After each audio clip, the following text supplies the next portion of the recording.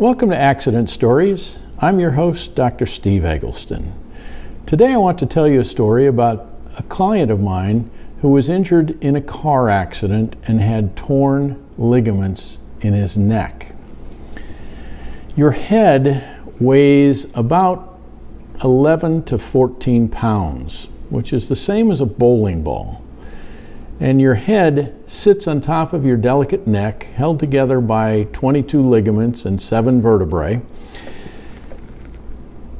When you get into a car accident, a truck accident, a motorcycle accident, you get whiplash. Your head whips around like a bowling ball and your neck can get injured. When you get hit from the rear, your head goes backward first. When you get hit in the front, your head goes forward first. No matter which way your head goes first, if it goes backward first in a rear end, it's going to bounce back and then whip around and go like this, and any one of your 22 delicate neck ligaments can be injured.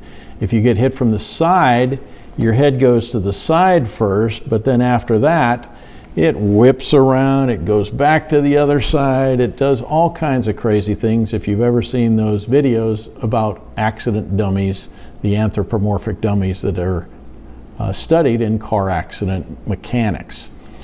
Now, if your head goes backward first, when you're rear-ended, it can tear the anterior longitudinal ligament in your neck.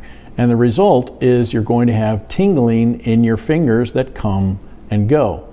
Now it's important to tell your doctor which fingers are tingling. It might be one finger, it might be several, it might be fingers in one hand, it might be fingers in both hands.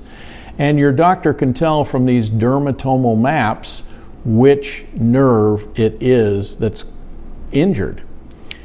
If your doctor figures out that it's your thumb, for example, he knows or she knows that it's the 6th cervical nerve root that may have been injured, and then the doctor can go look at the joint in between the 5th and the 6th vertebrae.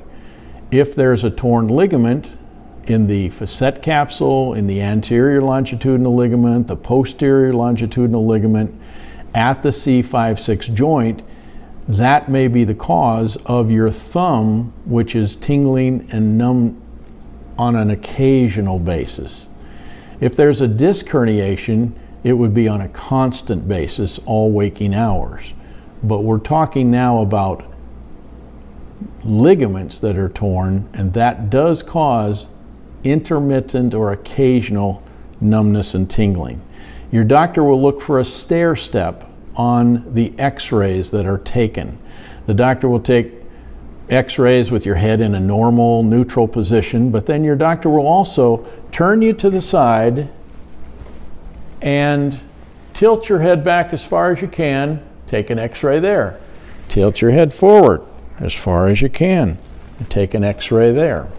These are called the stress x-ray films, and then they will look for a stair step on the most famous line in radiology, George's line. Ask your doctor to check for stair stepping on George's line in the stress x-rays. As I mentioned before, MRIs would be needed if you had a constant radiculopathy, because that would be a disc herniation. Now, I treated patients for 20 years as a chiropractor in California. I switched over and became a personal injury attorney in 2007 and have been doing exclusively law work handling personal injury cases since 2007. I've handled thousands of cases. I've written checks for millions of dollars to those clients who have been injured in car accidents.